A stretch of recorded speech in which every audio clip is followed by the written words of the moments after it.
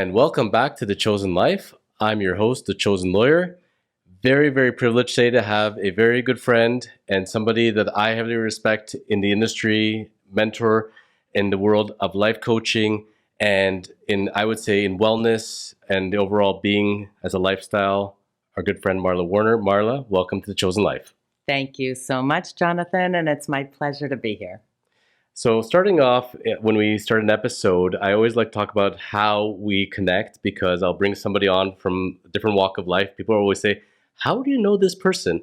And inevitably, it's a very, very small community, whether it's in a religious circle, it's in a community circle, it's a professional circle. But people tend to know people. People say, how do you know this person? So if you'd like to tell the story of how we first met. Right. So we met because somebody had reached out to me from the OBA, the Ontario Bar Association, to provide a workshop in the area of managing stress for lawyers. And they wanted to pair me with a like-minded lawyer. And you were the name that they put forward, and we were matched, and that was it. That was back in 2017. So together we provided a program for the OBA, and they have since reached out to us again, which is really exciting. So a little secret that now I realize that we hadn't discussed before, but do you know the story behind it of why they picked my name as a lawyer? Other than that, they knew that you would be a good fit for the topic. I actually don't know how they came to you. As with everything in life, it's about being in the right place at the right time. I was at a conference before that talking about technology and law firms and how new cutting edge technology, and they were giving a whole seminar on this. And I thought, wow, I need to be there. So I went to this conference, watching it. And at the end of the conference, I was speaking to one of the organizers and telling them about my story and my life routine and where I'm headed. And I said in passing, I'm leaving. By the way, any programs come up, I can ever be of assistance, please let me know. They seem to be very fascinated with the fact that I love doing daily yoga and eating well and actually seem centered as a lawyer, which is rare. And apparently it is. Lo and behold, boom. I've gotten that so many times when I come into my office and they see nothing on my desk and I have little Buddha statues and they're saying, hold on a minute, this guy's not a regular lawyer. And I pride myself on it that I'm not trying to be what I should be as a stereotype or cliche. I'm living the authentic life of what I feel.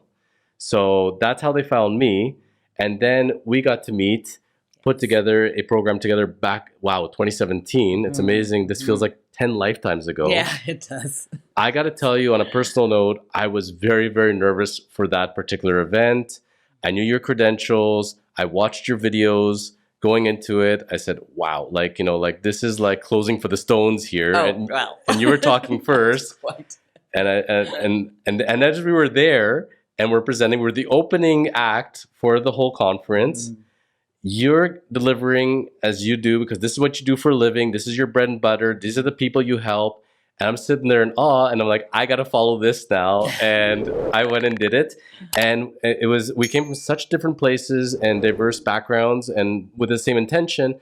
And I really loved the fit of how they put it together. And lo and behold, they have us back together again. They do. And you are very generous in everything that you've said. But it was a wonderful experience. And yeah, it's great to be back again, to be delivering a similar, but of course, slightly different program, given what we've just been living through for the last couple of years. So just a little sneak preview for mostly to be for lawyers. I presume we're going to come to the Ontario Bar Association.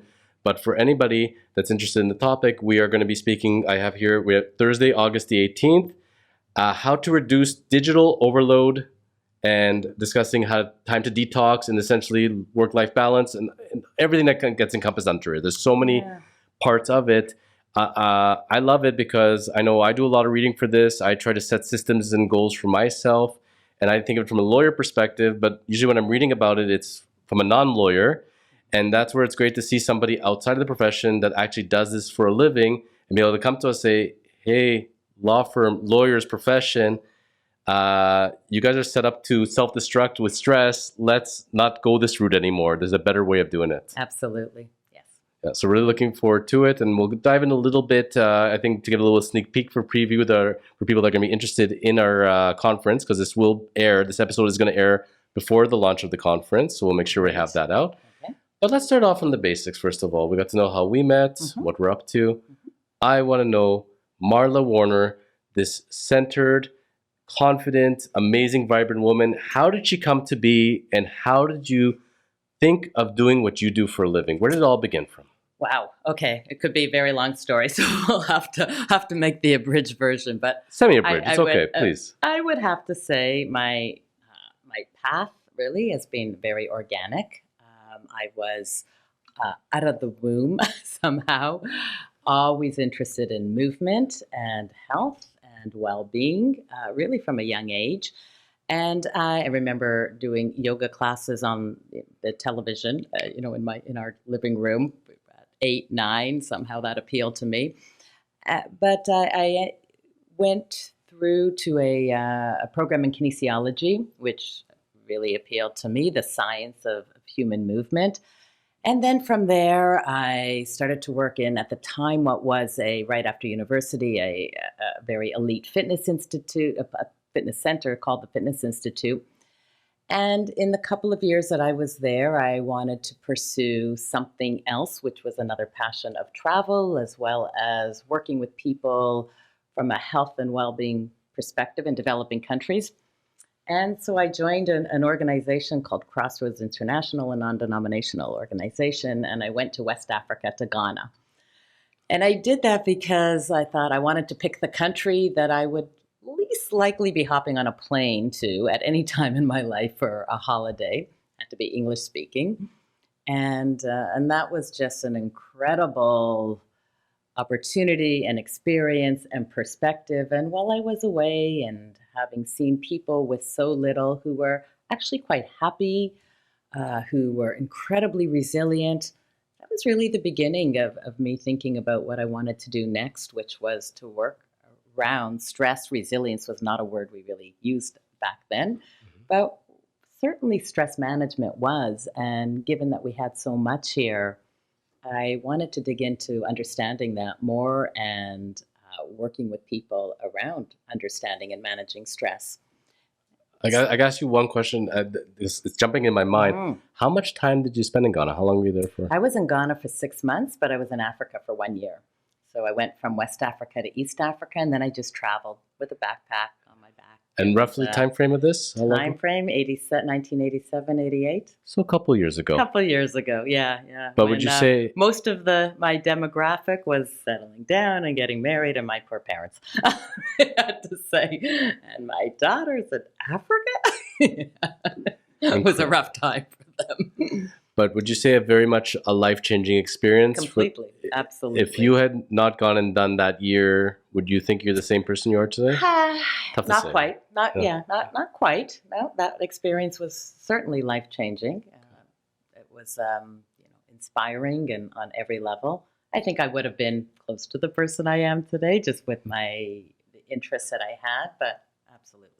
Incredible. And then from there, the flow, because I have the listing, which we can get into in a moment, but the number of qualifications and the education you have in the background, like you're like, it feels to me like a lifelong student. Like you're the teacher, but you're the lifelong student. I am a lifelong student. I would have to say so at this point. I really just continued my path of going into programs and certifications around mind-body connection. Psychophysiology is the term, and furthered my education around that. And at the time, again, there really wasn't anything in Canada. I did a certification out of the States as in a certificate in stress management education. And from that, I then became employed at the Center for Addiction and Mental Health as a stress management therapist. So I really didn't have background in addiction or mental health, but I had this stress management education background, which at the time was rare, and spent 13 years at CAMH. So after 13 years, I had a whole lot of background in addiction and mental health and many, many courses under my belt, and many trainings that were provided to us in so many fascinating areas. So I'm going to ask you from another sneak preview.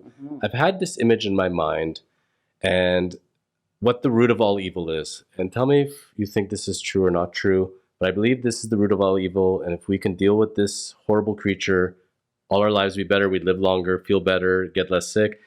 The evil is called stress. I believe stress is what does a lot of us in. It can make people lose their hair. It can make people get physically sick, mentally unbalanced, health. Now, obviously, there's different wiring in our brains and how we work, but always it seems to always come back down to stress and how we perceive stress, how we deal with stress, and that will influence how our lives will flow. How do you feel when I say that? Well, yes, yes. There is so many things that stress impacts. And you hit on something in saying how we perceive stress, because there's really fascinating, more recent science out now that has shown that our perception of stress makes all the difference to the outcome of how we deal with a situation, with our biology, with our physical symptoms, and potential illness or not, mentally and physically. So perception is key. And today there's a lot of work being done around how do we actually shift our perceptions of stress to being able to see stress as enhancing versus stress as disruptive. And I've seen people in different walks, especially as clients, as a real estate lawyer, and then when they come into my office and how their manner as far as they talk and how they're feeling, and I can see kind of where they're at. Almost like whatever I'm going to say or not say at this point, they're living in this world and they're choosing to be unhappy or happy and they're wallowing in it. The one that really sticks out to me, one story was I had this couple, they had to sell a property, could not sell the property for the life of them. And it was really diving on them. They were going to life savings to carry the property until they could sell it. And I remember sitting down with the both of them and looking at the husband and telling him, you need to deal with this immediately as far as how you're acting about this, because you look like a ghost right now. And I'm telling you, if you don't stop doing what you're doing right now, you're going to put yourself in an early grave. Like, he was very, very young. He was, I think, barely 40, if that. And I said, you really need to think about your mental outlook right now, because the situation is what it is. But you're choosing to drive you down to the bottom. This is not good. Remember, I told you this. Came back to me 2 years later and said to me, maybe it was 3 years at this point, says, I wish I'd listened to you. Turns out I got cancer and I had to go through chemo. And it just ate away at me, the thought of what this man had endured. And it got me started to think, does mental make physical? Can people literally make themselves so physically ill that they could even bring on cancer? I'm not a doctor. I can't profess to say yes or no, but I can say this much. Stress don't help. And that is really what we can say. You won't find anywhere in the literature anybody saying absolutely stress can bring on cancer. Right.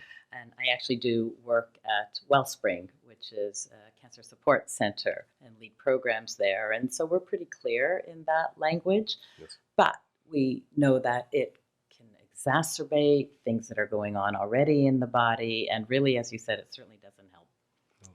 I think of two sets of people when I sit with them. One person coming and saying, I'm done for. This is going to eat away at me. I'm no good. This is not going to end well for me. Versus someone saying, I am strong. I can fight this. I will recover. I will be better. And those positive versus negative mindsets. And even if you don't get the results you want, still feeling better throughout is a plus too.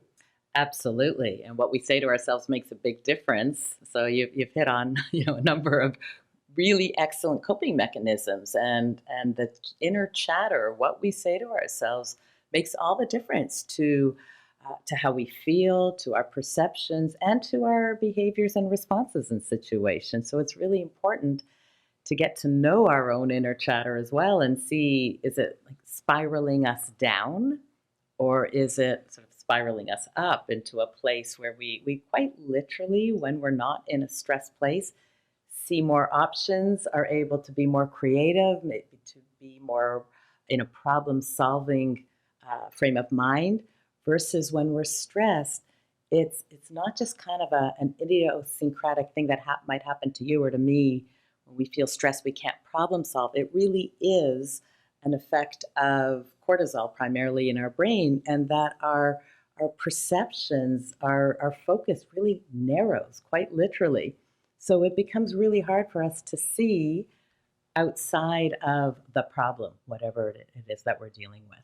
So by talking to ourselves differently, by reframing, by looking for options, by calming our bodies down, we have the ability to be able to see things differently.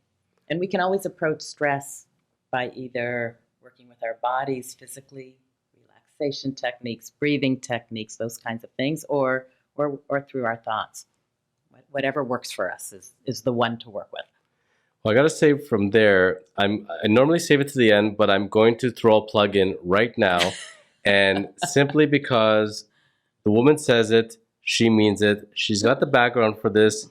She's getting it. So first of all, I got to tell you, your website, forhealth.ca, besides people being able to contact you to figure out as far as coaching them one-on-one or groups, which you do as well, you offer a lot of material on there for people to read as far as understanding. And you put so much material out there, including meditation. Tell us more as far as even, how are you able to produce, written content plus meditation like that? Most people can do one genre, a second one, maybe. You're doing it all. Well, thank you. Again, I'm not so sure I'm doing it all, but from my years at CAMH as a stress management therapist, I was so fortunate in being able to be trained by John Kabat-Zinn himself. For anybody in the meditation world, they would know the name, but he's really considered to be one of the sort of early people to bring the science of the East and traditional practices of the East to the West in a non-secular manner and in medical settings. So I got involved with his program, the MBSR, or Mindfulness-Based Stress Reduction Program, decades ago. And from there, over the last number of years, there's now a certification program out of U of T and completed their Applied Mindfulness program. The practice of mindfulness has really been in my life, for many years. Since birth, it sounds like. Well, I'm not so sure about that, but for a lot of years. And it's not, I could say that, in full disclosure, that I don't necessarily sit daily or for long periods of time, but it's there. And I've also had a pretty committed yoga practice for about the last 30 years as well. And so between one or the other, and if I'm not running or walking my dog, there's some kind of meditative or calming practice going on in my life. When I'm reading, I got to read off these qualifications. It just, again, it blows my mind. And sorry, but you put it out there, you're going to get it. So speaker, facilitator, consultant, coach, focusing on well-being and productivity, positive psychology coach, health coach, specialist in mindful meditation, certified stress management educator, registered yoga instructor. In my world of my aha, and when, you talked about how almost like from the womb on, as far as you've always had the curiosity, doing yoga at 9, the life journey you took, you're such an aberration for me because I've never met somebody who was able to clue in so early. I feel a lot of people that I meet are very similar to, I see them in myself because I kind of went through this years of kind of sleepwalking through my life, not living in the moment, looking for the next thing, never enjoying life, not feeling good about myself, not having a good self-image of myself, and just kind of just like shadow walking through life. And it was around my early 30s when I found yoga, found meditation, started putting time into it, hated it, couldn't sit through it, couldn't go through it, and kept telling myself, if you're not good at this and you're not able to do this, that means you have to do this. It means we're onto something here. And that aha moment, and I remember my aha moment, it's when I was in Shavasana in yoga before a class, and I pictured myself in Shavasana in a coffin, in a box, telling myself, this is where you're going to be one day when you pass. This is what it's going to look like. It's going to be over one day. What are we doing? Are we living here? Is this the life we want? Seriously? And that was my awakening. And it was very powerful. Yeah. I was bawling my eyes out. I could barely do the class. And then I made the conscious effort, I am going to work on me. I keep trying to help everybody else. I'm trying to, make a difference in the world, but I'm neglecting myself. And how am I going to help anybody else if I can't help me? And that's when I started the journey of self-development. Heard this before at all from people? I have, yeah. But maybe not as much as I wish I had. And you're very fortunate because that wake up call is everything. And to be able to see the fact that, if we keep giving and giving and giving to other people, we'll run dry, literally. We say that, we need to fill our cup. We need to be able to, it's sort of the old oxygen mask, theme, that we need to put that on first if we want to be of any use to anybody else, and in the way that we want to be able to show up for other people is with the kind of energy, vitality, focus, health, all those things. Well, so kudos to you. Thank you. I appreciate it. And I'll tell you that it's almost like there's an addiction feeling to it. You're addicted to hating yourself. You're addicted to hating life. It's bad outlooks. It's really hard to work out of that. And I would tell you that for me, 30 plus years living like that, I conscientiously think about it every day. It still does not come natural. I want to get into those habits where I wake up and feel anxious and be stressed about what I have to do and how I'm going to get all these things done. And why is this person reacting badly to me? And things are not going my way and life's not fair. And those cycles, it feels like you're like running down the drain. Yeah. And it's so easy. No matter how mentally strong you think you are, it's not easy. No, it's not. And we all go through that too. Just so you know, again, don't think for a moment that I don't have those same kinds of thoughts and tough days, and life doesn't, as we all know, go according to plan or feel fair. And we've all lived that over the last couple of years. So it is, I'm constantly digging down for those resources and those skills and strategies and what do I know? What do I know from science? What do I know from my own life that is helpful for me? And I think that's a very strong message for the audience listening, because for so many people, if not almost everybody, if they're being honest with themselves, they think to themselves, my issues, my problem, my life, it's my thing. I don't think that anybody else understands. Nobody's going through what I go through. And they think that they're an isolated incident. And that's where I think even, if they don't want to get therapy or some sort of coaching, life coaching, even when they sit in a group and hear other people's stories, they can say, wow, okay, they get it. I'm not the only one. And that's a very powerful thing. It is very powerful. And there's a whole science of self-compassion. There's a woman by the name of Kristen Neff, if anybody wants to check her out. And her work talks about the fact that we really do need to see ourselves as part of an extended community, and to know that we're not the only ones suffering or experiencing hardship. And that the research has actually found that just that frame, that perspective really helps us to move forward, to move through whatever it is we might be dealing with.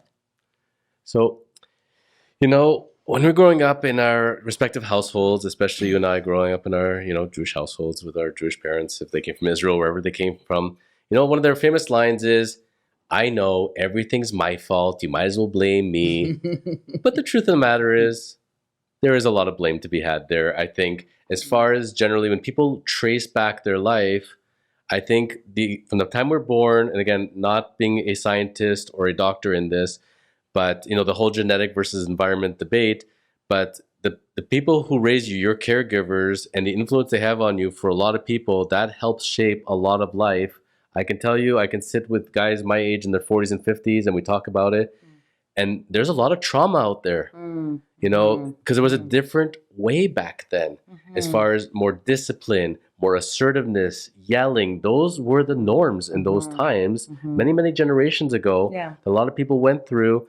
And I talk to people who can be an executive and very successful in what they are, and they manage their lives very well. And you bring them down to it, and they're back to that 5-year-old in trauma. No, that's possible. So I never want to sit and blame mom and dad for it, but certainly I think it's whether it's the parents, particularly as far as the experiences they brought. It could be a teacher, it could be a coach, whatever it is.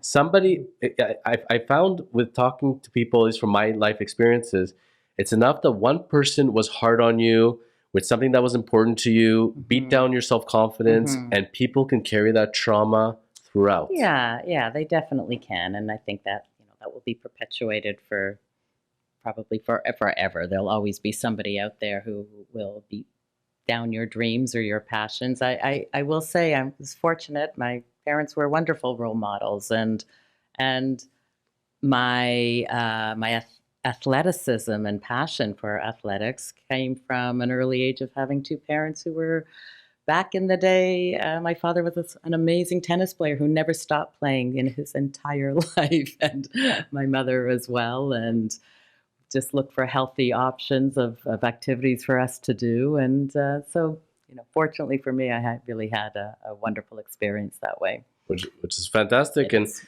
on the same token, I was going to say there's always two sides of the coin, but also no matter what stage you're in life, when you have those role models, whether again it's a parent, it's an older sibling, again a coach, a teacher, somebody that believes in you, plants seeds in you, and gives you that courage, that energy. It's amazing how much it can take.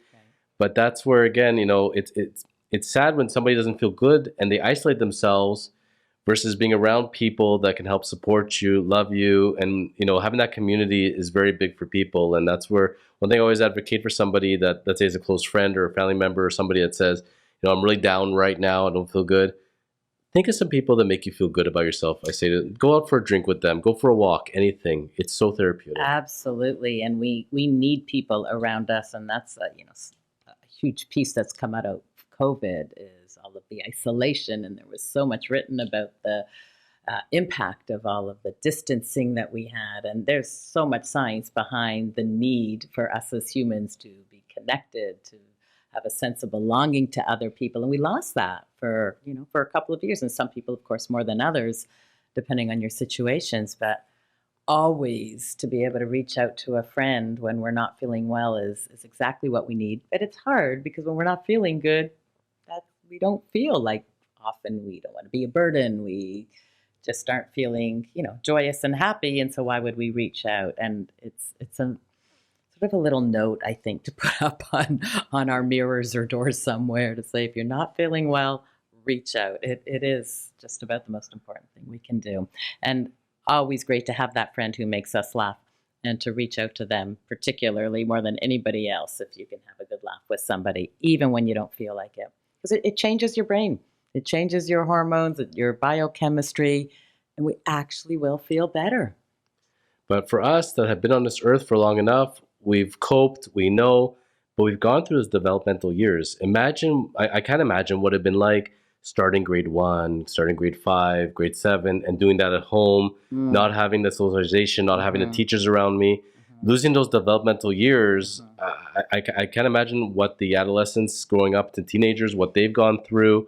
And I think we're not going to see that for a little bit of time, but I certainly think that when you lose those two core years for people in their development, might be difficult for them in the future as adults, I'd presume.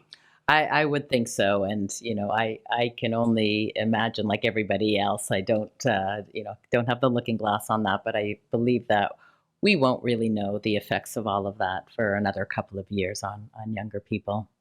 Your target audience, as far as who you work with, do you have a certain age bracket predominantly? People in certain professions? I noticed you have the credential RCC. Registered Corporate Coach. That's it. Yeah, Yes. It's a registered corporate coach. What is a registered corporate coach? Please walk us through it. It was through a coaching program that I did that is a business and leadership coaching focus, and that designation just happens to be called a registered corporate coach. But through a business and leadership coaching program, and I'm actually doing the final version of that. And that's it, Jonathan. There'll be no more learning after 2023. I don't believe you. You'll find another designation. I'm done. Maybe travel agent after that. I don't know. Just finishing off a business and leadership coaching program, as well as the positive psychology coaching that I did some years ago. And the very first coaching designation that I did was as a health coach, because that was really the area I was most interested in, and working with people around stress, anxiety, weight management, having more energy, those kinds of things. My picture that when you say that, I don't know if this is cliche or not, but it feels that anybody could work with you. Doesn't matter gender, doesn't matter religion, doesn't matter age, doesn't matter profession. You can work with pretty much everybody, and for whatever they're going on in their life, somebody who needs life coaching, somebody who needs the systems in place to help see where they're at, where they're going, they can all work with you. Well, that's true. I really don't have that sort of coach's absolute niche, which I think we're supposed to have. I do feel like I can work with almost anybody. Adults, I do work with adults, often professionals, but not necessarily either. And because I, given my background, really bring all of these areas together when I'm working with somebody, so it's a more holistic perspective. I could be working with a senior leadership person, and maybe they're really wanting to work on their communication or relational skills, but inevitably we'll be talking about stress, and we'll be talking about coping mechanisms, and maybe even some aspects of work life. We don't even use the word balance anymore, but work life integration and just sort of managing the rhythm of work and life, and so many other things may come into it. So yeah, I think I really am pretty open in terms of my clientele. You can give us a little peek.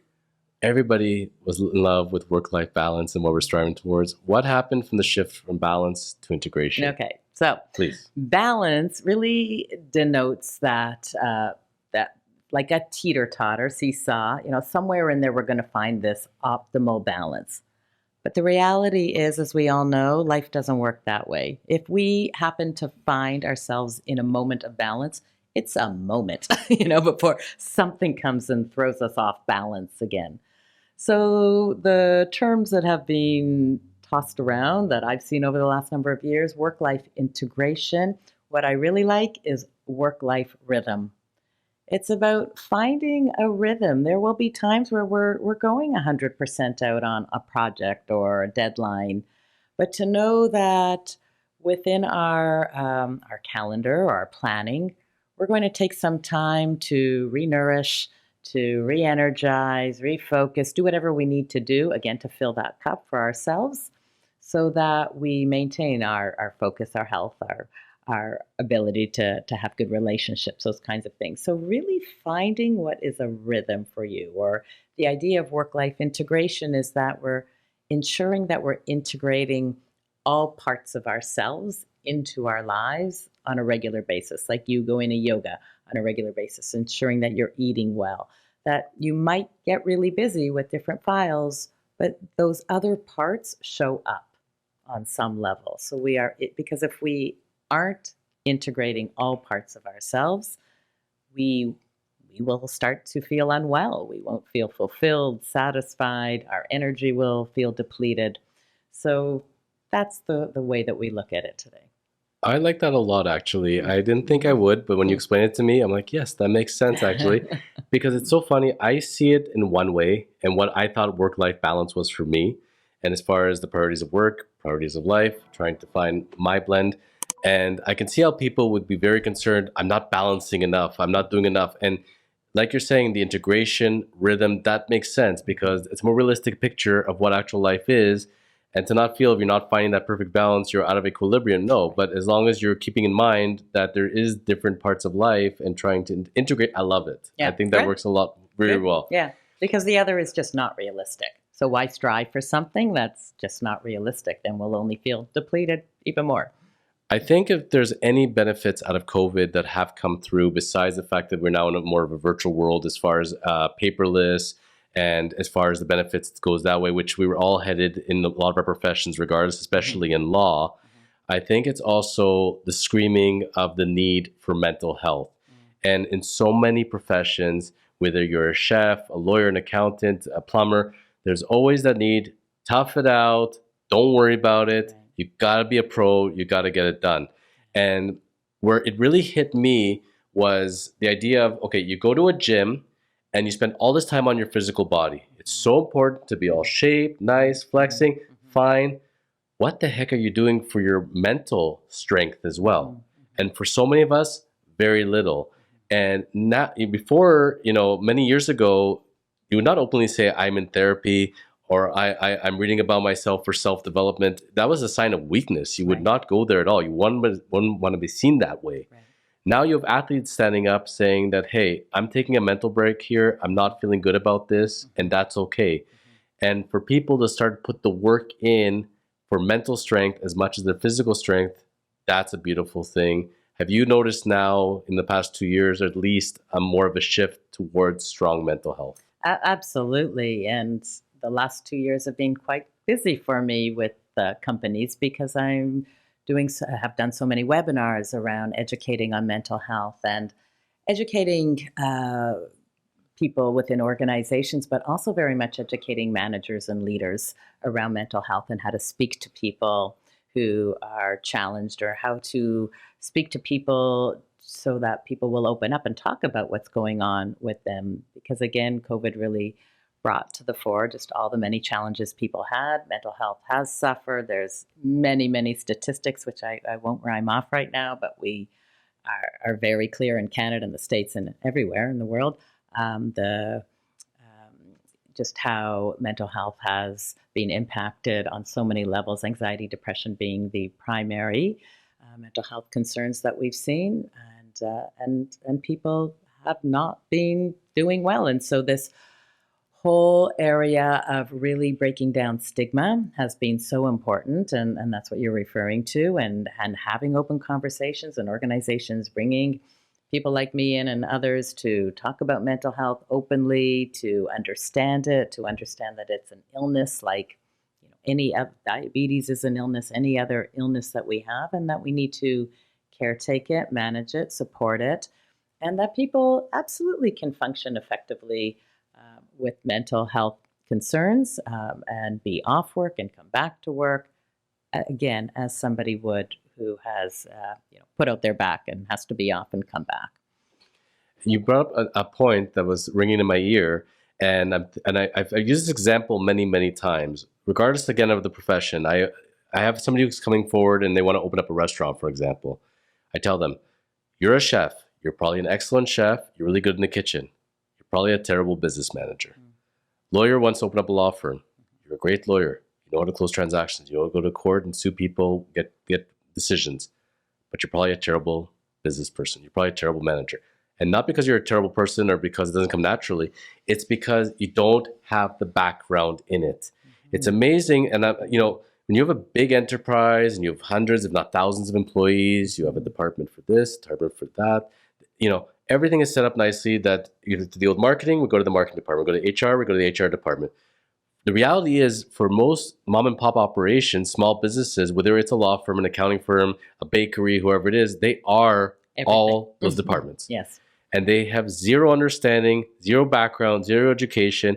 And in this day and age, I can tell you, and we're sitting here in the year 2022, you have to be so aware of all these issues more than ever, for as far as hiring practices, training, sensitivity to needs, being able to set up, because more than ever, no matter how much you're paying somebody, no matter how much opportunity you give to grow, it's fostering this environment, and that environment, as far as how a person feels, as far as appreciated, and as far as how they're communicated to, it makes a really big difference. And those firms that are bringing in an HR department or are getting themselves educated, they're going to be far ahead of the game in my estimation. Yeah, you covered off a lot there, and a lot of things that I am speaking about all the time. And even you're absolutely right, in mom and pop operations, they don't have the skill or background. They are good at what they do, but also in large organizations, all managers or leaders, they're there because of their expertise and their experience and their background, and they may not have any skills at all around coaching or understanding mental health or understanding how to recognize people and provide a sense of meaning and purpose, and all these areas that today are considered so important in management. And so that's the work that I really love doing, is working with leaders to support them in these skills that are, I often refer to them in my work as the superpowers of 2022 and 23 and moving forward. These are the managerial skills that we believe in, that in order to create positive organizations, healthy organizations, that people really need today. And they would not be coming into an organization with these skills, or possibly, but not necessarily. I used to think that before law school, I went to business school and I majored in marketing. I minored in HR. I thought that was going to give me the skills because one day I wanted to be a business owner. And I can certainly tell you, whatever I studied back then, which is now 20 plus years ago in HR has changed a lot. Yeah. But as far, people tell me, that as far as the strength of my leadership or how I am as a manager, most of my education came in the yoga studio and came during meditation. And It's wild. and from an employee standpoint, I've had this discussion with other business leaders. I've had them on my podcast and saying the client is not the most important person in your organization. It's your employees. You foster that the employees are number one and they feel that way, then the clients will get the same back. It's a chicken and egg thing, so to speak. Right. And I think people forget about that. And I think from from a client service point of view, no matter what kind of professional you are, if the client does not feel that they're appreciated, they don't feel they're heard, this person does not care about my business, they don't care about me as a person, they're going to go to another professional in 2 seconds. Right. I think we forget, or a lot of people forget, our employees are no different. It really comes down to speaking to somebody as a human being. I want to get to know you, what's going on in your life, and building that relationship and that trust. It's not about how much can I get out of you today. It's I feel connected to you. There's trust and there's respect. Yeah. And the old model of I pay your salary, you better get this done or you're out the door. They're out the door. They're out the door. They don't need this. No. That old guard is gone. Yeah. It's never coming back. Yeah. Thank goodness. No. And now we're fostering a new way of doing things. And I hope more and more businesses take their leaders, bring them to Marla and say, hey, show us what are we doing wrong? Because there are a lot of businesses that think they're doing it right. I can show you all the textbooks, go under HR. These are systems. This is set up. We're in a different mode these days. Yeah, we are. And there's a lot of people writing about how it's not just what leaders are doing, but it's how they show up. It's how they're presenting. And again, Jonathan, you just nailed a whole bunch of things there in that building teams where safety and respect and civility are absolutely paramount, where leaders are showing up as their authentic selves, being very genuine, really relating their concerns and what they know and what they don't know. So just being very human, and that's how trust is built, and being authentic. Looking for empathy, and empathy is one thing, really being able to understand where someone's at, but compassion, which follows empathy, which is then, how do we work with this situation? What comes next? And so carrying through that compassionate recognition and acknowledgement and people feeling connected and belonging, all of this comes together so that people are engaged, so that there is higher retention. These are issues that are really prominent for organizations today. So these are the elements that we're working with. And a lot of this comes under the umbrella of positive psychology and understanding, again, this term positive organizations. What is it that's going to bring people together to perform at their best, to have high quality teams and high functioning teams, and to be able to navigate uncertainty and change and all of these things coming at us in a way where we can see this as stress as enhancing and not stress as debilitating, and work together. Well, my workshops and my education later in life, I use the term jubu. So I call myself a practicing jubu, whatever that means. Sometimes freaks people out. I've heard the term. People get interested. And I explained, I'm Jewish by religion. That's how I was brought up and raised. Decided through yoga, reading Buddhist teachings, always had little Buddhist statues in my house. And it just gave me this sense of calmness. And I decided, what is this about? And I chose to go to Buddhist temple for myself, not from a religious standpoint, but from a lifestyle standpoint. And even sitting in the corner and watching week after week how people are welcoming, people are talking, exchanging ideas, presenting of food, having meals together, people sharing their stories. It was really, really nice. And people coming from all walks of life, and they have their reason for being there because they're looking to find themselves or looking for centeredness, mindfulness, living in the moment. And what you choose to read or not read, you just sit there quietly, meditate with your own thoughts. I always woke out of there more alive and left with a feeling of, rejuvenation. And that's the kind of energy I wanted to bring into my law practice. I wanted to bring to my staff, to my clients, to people around me.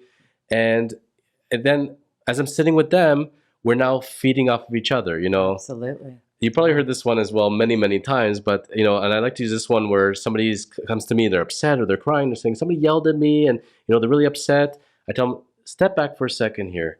When somebody is really upset, generally they're not upset with you, they're upset with themselves. You're the mirror, and they're seeing whatever they're seeing, but they're looking at a reflection of themselves in not a good way. You have to understand they're not necessarily in the right place. You may have done something, I get it, but know that they could have treated it a lot differently. And this whole mirror concept, and people, how they treat others and how they see themselves.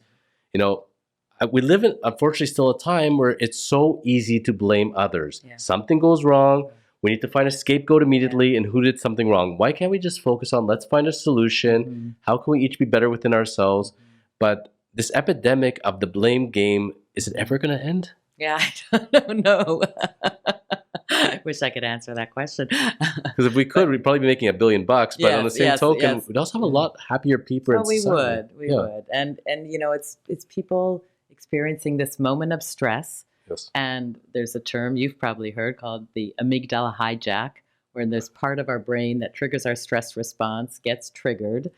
And then we go into that very narrow focus of how we think, and that creates even more stress hormones, and that's when we are in full fight or flight mode.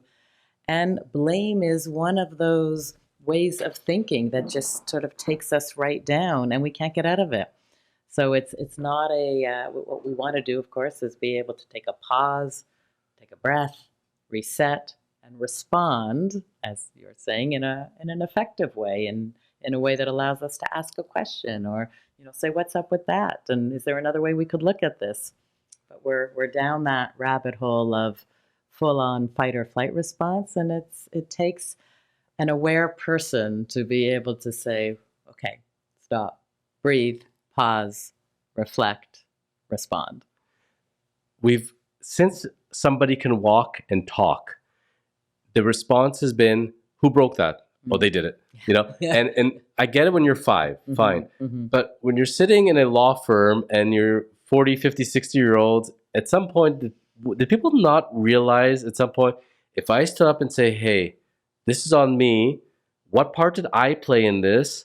I don't know what others did, but I know for myself, I could have done this and this. I'm taking ownership of that, and I'm going to remember this, and I'm going to do better. Wouldn't this person look much better light to everybody, to the client, to their superiors, and actually get more far ahead if they took ownership in themselves? Absolutely. So why don't people realize that? Why is it so still, I can blame somebody else and get out of this? But inevitably, you will get caught, or you just won't even look good by blaming somebody else, even somebody that had nothing to do with it, and their immediate response is to say, hey, what could I have done differently here? I really respect that kind of person. That's the kind of person I want to work with. Yeah. And even with the clients, when you come to somebody and you BS your way, and if they catch you in that, you lose all trust and respect. Absolutely. Credibility. Right. So we don't have to be perfect. No. But let's be honest with who we are, with our good and our bad and our energy level. And I wish more people would understand that. And Yeah. No, and why they don't, I don't know. But it takes a certain level of emotional intelligence. And, we'll just keep working with people to support them in that, and hope that they can find that awareness. And again, as a leader or manager, it's being able to say those things like, oh, I own that. I made a mistake. That really provides people with a sense of trust, and that they are, that their manager is showing up as an authentic person, and there's no perfection required, but that's what builds connections, relationships, that trust factor, and the ability for people to know that they can make a mistake and own it and move on from there. And then to be able to ask as a team in a situation, what did we learn from that? What do we do next? Like, that's what we all want. Like, imagine you're working for a company, there's 10,000 employees, let's say, and the CEO comes and says in front of everybody, hey, I'm going to be real with you all. I'm going through a divorce right now, or I have a sick child in the hospital. I'm dealing with it. I have pressures on me. I really appreciate that some things I've had to delegate, and I've had to really rely on my team here. Thank you for being here for me. Note that I will be here for you the same way. When you open yourself emotionally like that, in vulnerability, people see you're a real person. I think they have a whole different level of respect, and then they'll want to go to battle with you. I think that there's... Absolutely. And research has really found that as well. So that's if we can all show up that way and leaders can show up that way, they would have those people around them, supporting them and supporting one another and being far more creative and innovative and collaborative, all those things that we're really looking for today. And that's where I think it's going to be headed. And I think from an organizational standpoint, because we do work with a lot of companies, with leaders in our respective fields, right? Mm-hmm. I think at the end of the day, people have to sit down and say to themselves like this is the landscape and this is where things are headed. And in any industry, pretty much, there's always, it feels like a million competitors. And you have a decision at the end of the day. You have marketing wise, social media, your print script as far as what you're preparing to put out there. And as far as your hiring practices and then policy manuals, like it never, ever ends. But you have to think at the end of the day, if I'm not going to be at the forefront as far as from a mental health standpoint and being able to attract talent, keep talent, and to be able to do that, a lot of other places are going to be much more competitive than me, and I'm going to be left in the dust, especially now with, we haven't even touched upon it, but it's something we'll talk about in the conference coming up later this month. But as far as working from home, back to the office, hybrid models, don't know if there's a right or wrong answer right now. It's simply, I think at the very least, it's communication and expectation, setting the expectation and communicating it. I don't think people working with people like to be left in the dark. Right. They want to know what's going on at all times. They really don't like that. No. Our brains don't like uncertainty. We're meaning-making machines, so we always want to know. And so even if a leader communicates, they don't know the answer to that yet. If that's all you're saying, that actually helps to really quell anxiety for us. Yeah. Just want to hear something. I know from a staffing point of view, people love to have problems. They have the problems, rushing in. I got a problem. This is stressing me out. I used to have a sign on my door. I don't have it anymore, but I used to be there many years ago. It said, "No problems accepted here, only solutions." And then they came and they gave the problem. I said, "Okay, so what is the solution for this? You've thought about this. You're obviously in the problem mode. What do you think we should do to fix this?" "Well, I've never thought about that. You're supposed to do it." I said, "Okay, you're going to come back. You're going to think about this. You're going to write out potential solutions for me, and then we'll come together." I didn't do that because I was lazy and I didn't want to do it. I always felt if a person is involved and takes ownership of what the potential solution is, they'll be more invested in it. Yeah, absolutely. Yeah.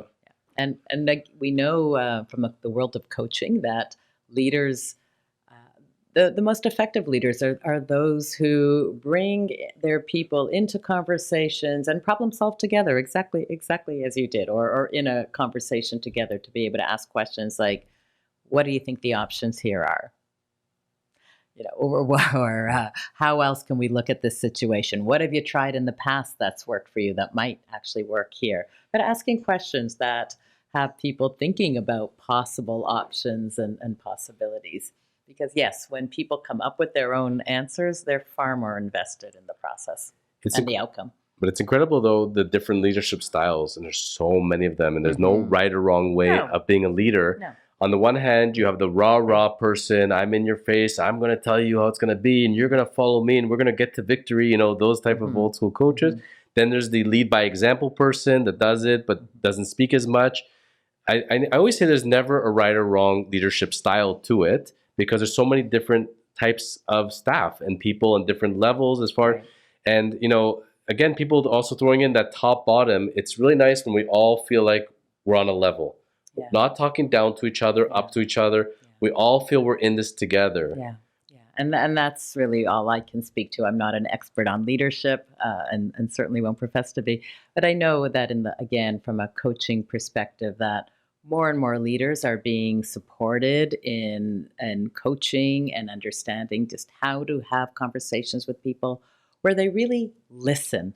And that might sound so simple, but we don't listen a lot, and especially with the amount of technology going on around us, which we'll come back to, but really training people to listen, to hear what people are saying, to be able to hear sometimes what's behind the words that they're saying, and to ask questions to that really makes someone feel heard and known and seen, and that the leader can actually name their strengths and to be able to provide them with work that is going to excite them and be able to play to their strengths if at all possible.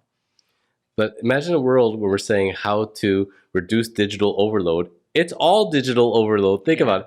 Since we've been having this conversation, Lord knows how many text messages, emails, whatever messages we're getting right now, which we have to get back to. That's the norm for all of us. That's the new way. Yeah.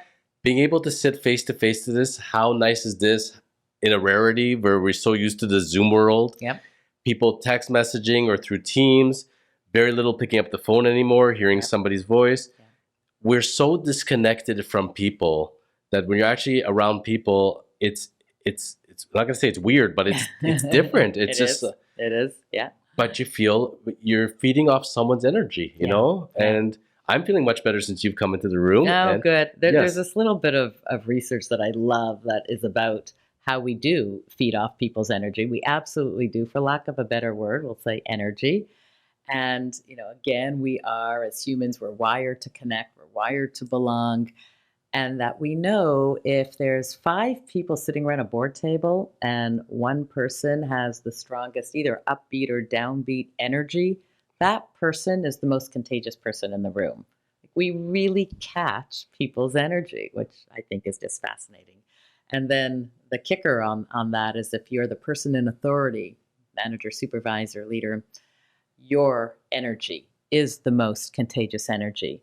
And so that's something that I speak to leaders about to become aware of for back in the day when we did walk into rooms with people around a table, less so now, but to be aware of what is your energy? Did you just come from some meeting that really riled you up? Are you feeling frustrated or agitated, stressed in general?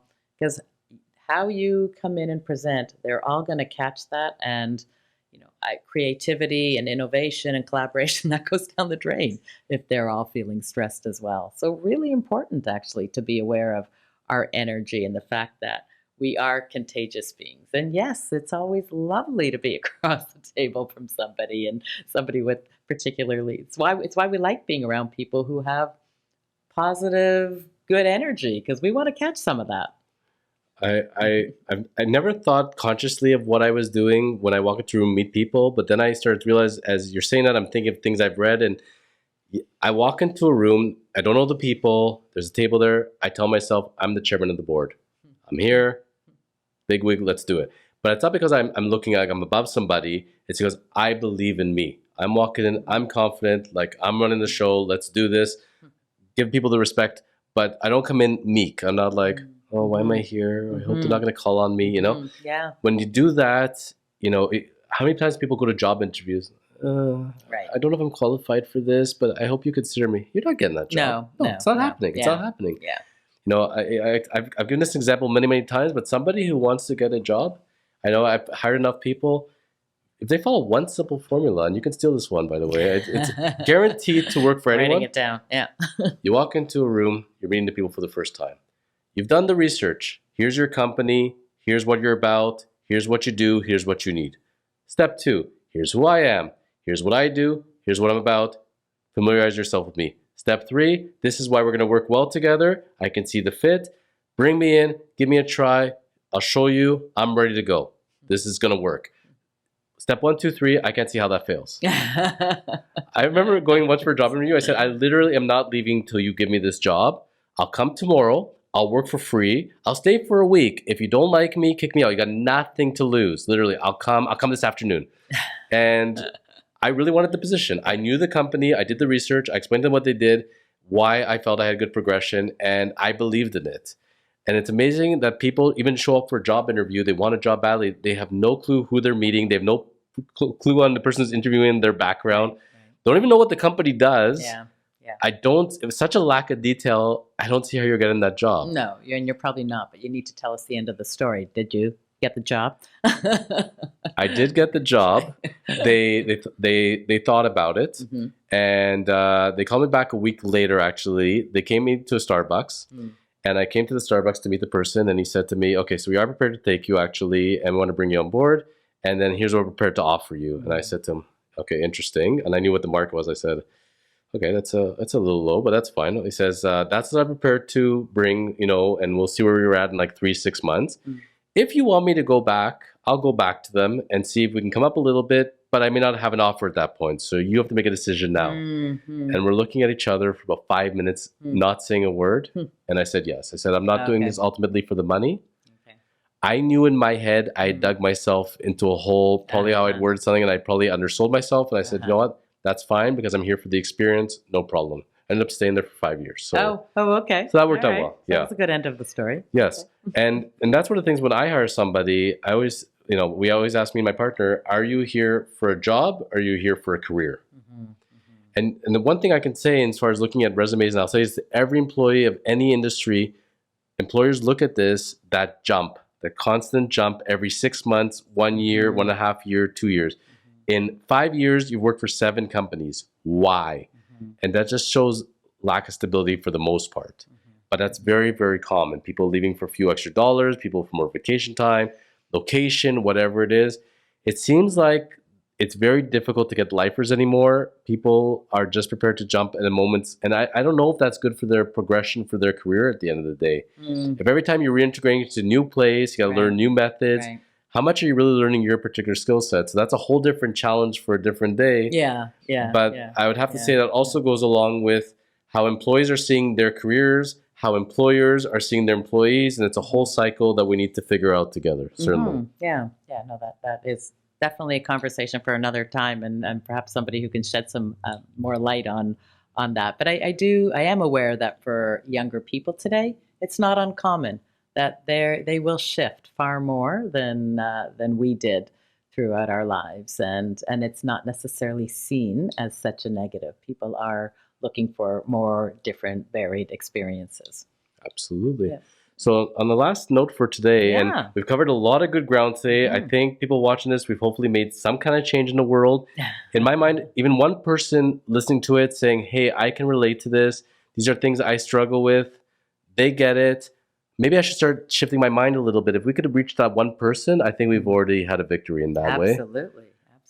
But that being said, with the people listening today, and very often people could be saying, hey, I am in a rut today. My career isn't going where I thought it would. My personal life isn't going where it should. I had a vision of where my life was supposed to be, and I didn't get to where I want to be. I'm very unhappy now. I've heard these words so often. I should have done this 20 years ago. I should have done this 10 years ago. It's too late for me. And they're just unhappy. Marla, we're not going to shift them tomorrow. But if we could say to them, hey, you're listening and you've already acknowledged at least. You've heard your own voice and you're saying, I'm ready to make a shift of some sort. What kind of baby steps can we give them to start that track? It's well, one thing I would say is baby steps are definitely the way to go.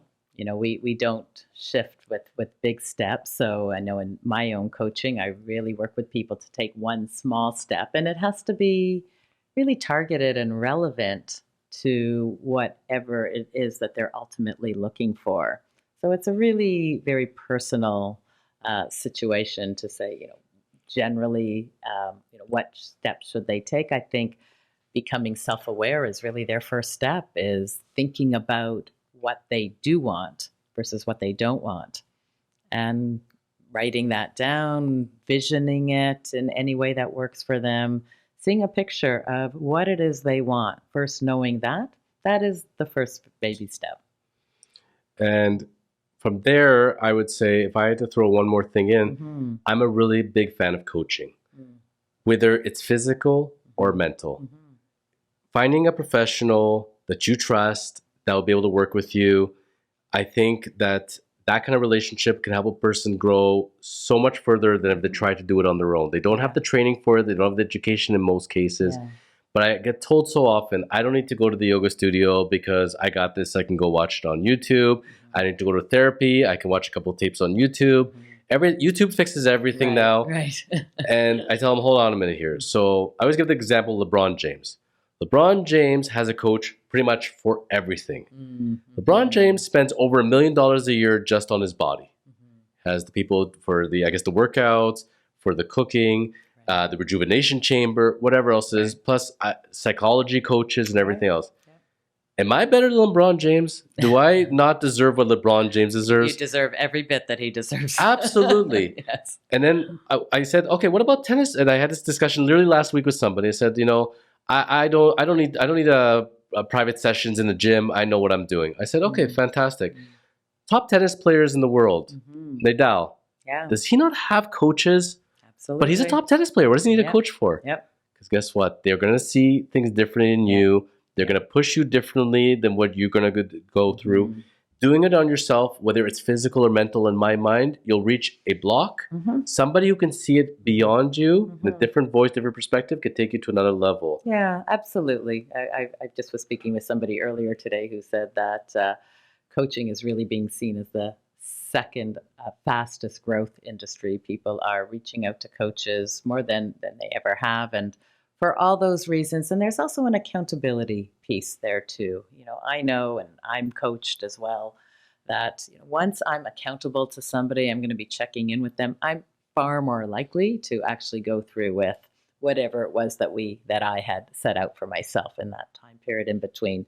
So the accountability and coaches bring, everybody's different, but they bring a depth of experience, of strategies, of perspectives, of different models to work with and tools to work with that really do help people to see, in an expanded version of whatever, wherever they are. And that's very helpful. So yes, if there's baby step number 2, we can say, find a coach that you really resonate with. And we're ready to put all this time into our bodies, what we got to eat, nutrition, as far as things have changed over the last 30 years and how we're viewing food and the effect of food on our bodies, and then realizing the effect of our bodies on our mind and our mind on our bodies. You get that membership, you go to the gym, you go get a personal trainer, you're working on your body. Your brain, your soul, your health deserve just as much coaching as well. And that's where I commend you on finding your niche and being able to actually do good in this world, helping others, helping people find their way, better outlooks, more productivity, and just generally smile on their faces. I commend you on that, and heavily encourage everybody to go to your website again, forhealth.ca. Yes, and it's FOR, health.